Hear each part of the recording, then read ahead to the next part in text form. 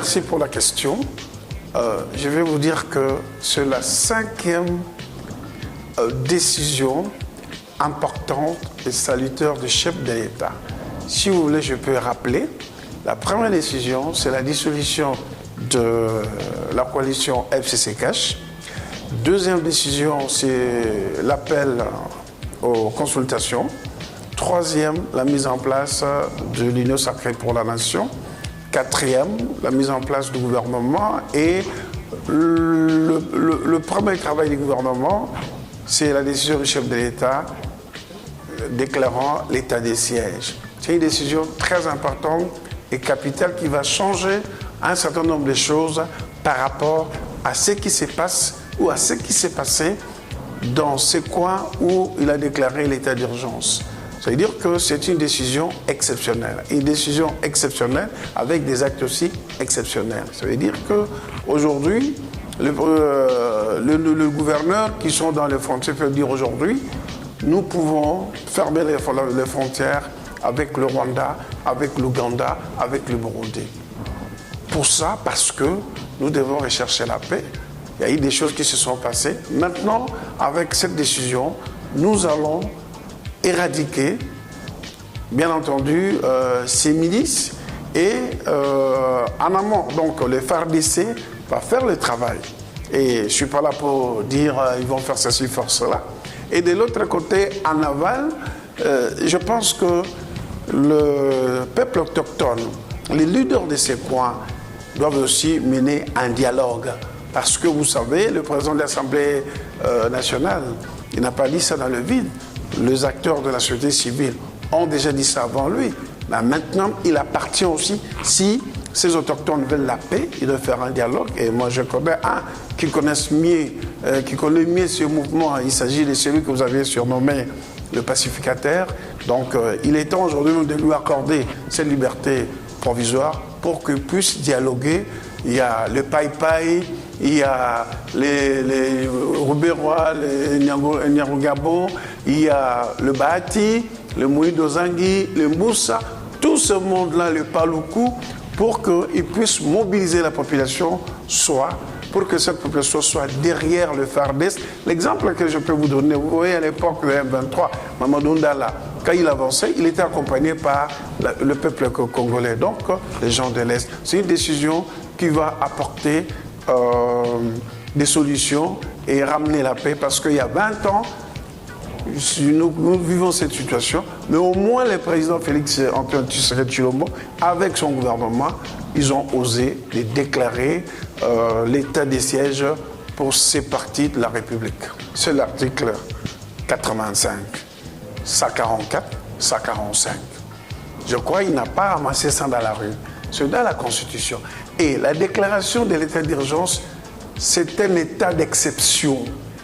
Alors, l'exception, avec des actes exceptionnels, n'empêche qu'aujourd'hui, cet état d'urgence, la loi le prévoit, doit être encadré par une loi au niveau de l'Assemblée nationale. Madame, il y a quelqu'un qui a poignardé votre fils et vous avez un couteau. Vous allez attendre d'aller chercher les policiers ou vous allez vous défendre. Donc, ce sont des gens qui ne comprennent pas, et peut-être c'est une victoire déjà, parce que les gens qui disent ça, ça veut dire qu'ils ont des ramifications par rapport à ça. Et moi je dis, que ce soit les journalistes qui parlent et d'autres politiciens qui parlent, moi je dis c'est une victoire parce que c'est un message très fort que le président a adressé et un acte très fort que le président a posé, et que les concernés aujourd'hui tremblent, parce que tout compte fait, peut-être nous aurons des révélations par rapport à ça, et vous verrez que le gouvernement de l'Union sacrée, qui est soutenu par Moïse Katumbi et Jean-Pierre Bemba et Modeste Bahati, nous restons dans le qui-vive, parce que notre objectif c'est soulager le peuple congolais, et que les sociales du Congolais, et surtout les marchands, vous disiez à l'époque que vous pouvez crever de faim, mais si vous avez la paix, c'est la chose la plus importante dans la vie de chacun de nous. Et ceux qui jouent avec ça, il y a des gens qui sont devenus riches à cause de la guerre. À l'Est, en Ituri, il y a des gens, certains, qui ne mettent même plus le pied à Beni, à Butembo, parce qu'ils savent, ils sont devenus des trafiquants d'armes, ils sont devenus ceci, cela, et qu'aujourd'hui, on va un peu stopper ces vaches à lait avec le gouvernement de Samuel Lukonde, et c'est tout à fait normal. Pour moi, je transforme ça, c'est une victoire, parce que les gens commencent à comprendre le message. Dans un État normal, tout est encadré par la loi. Les militaires, ils n'est pas au-dessus de loi. Vous avez vu qu'il y a des militaires qui ont été jugés avec le meurtre de Tchebeya. Les autres sont en fuite.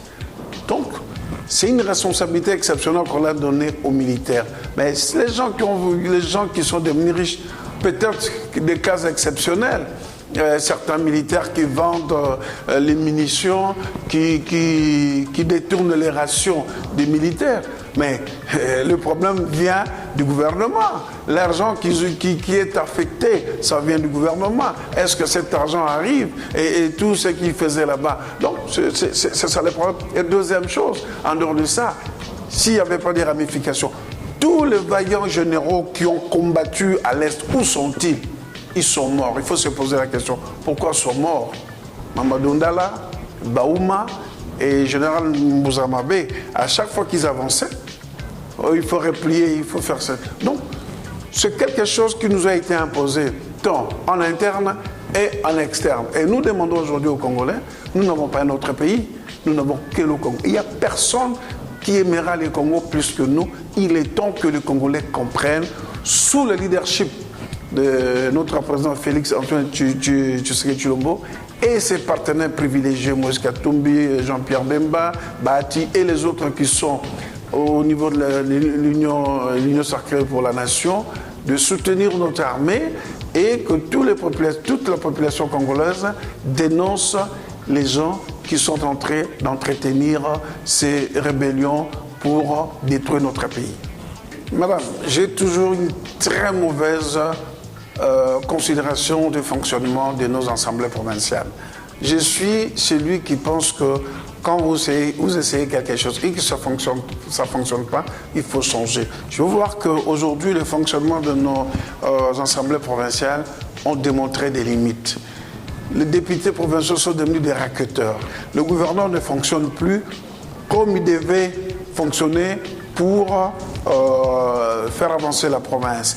Tout l'argent qui vient de la rétrocession ne sont pas réinvestis parce que c'est cette pléthore du personnel, de les assemblées, du gouvernement, ça fonctionne pas. Mais concernant, par exemple, moi je suis pour l'éradication, l'élimination. Ce n'est pas moi qui ai dit ça.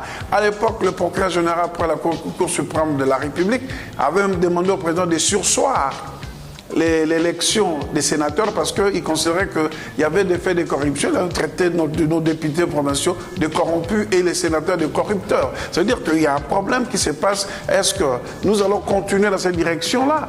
Mais disons quand même que par rapport à la situation de gouverneur Zoé, j'ai deux volets.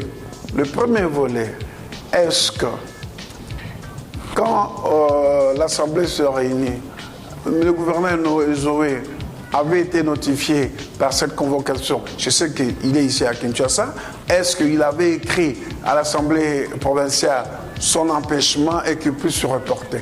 Si cela a été fait, je pense qu'il y a une violation flagrante de la loi parce que toute personne a le droit de se défendre. Il faut qu'on lui laisse qu'il vienne présenter ses moyens de défense. Mais si par contre, il avait été notifié et qu'il n'a pas écrit, il se trouve ici, ben, même sur la procédure judiciaire, il y a ce qu'on appelle la condamnation par défaut. Mais ça ne suffit pas là. Donc, il a besoin de faire l'opposition ou rabattre les défauts. En ce qui le concerne, s'il considère que la procédure a été biaisée, il y a une violation des procédures, mais il a la possibilité d'introduire une requête devant le Conseil d'État en expliquant qu'il n'a pas eu le temps de présenter ses moyens de défense. Peut-être que le Conseil d'État va annuler. Nous avons vu pour le gouverneur de l'Itourie et d'autres pour le gouverneur qui ont été déchus, mais quand ils ont introduit des requêtes, ils ont été réhabilités. Il ne faut pas non plus considérer le gouverneur Zoé comme un gouverneur exceptionnel. C'est un gouverneur comme tous tous les autres gouverneurs, et il peut subir les violations comme l'application de la loi. Ça ne doit pas faire un objet comme si il était le seul gouverneur qui pouvait subir une motion de défiance contre. Mais c'est la loi. Si la loi est violée, il y a des institutions de garde-fous et ces institutions doivent statuer pour voir si réellement la loi a été violée ou elle n'a pas été violée. Donc il ne faut pas considérer ça comme une chose parce que c'est le petit frère de l'ancien président. Nous sommes dans la République, nous sommes dans le droit administratif et tout le monde, personne n'est au-dessus de loi. Nous sommes soumis au respect de loi de la République. J'espère qu'on aura encore l'occasion de se retrouver pour développer. Je pense qu'il faut soutenir l'Union sacrée, soutenir notre armée qui doit éradiquer ces milices. Et puis, s'il y a des dérapages, la loi est là pour sanctionner les auteurs de dérapages.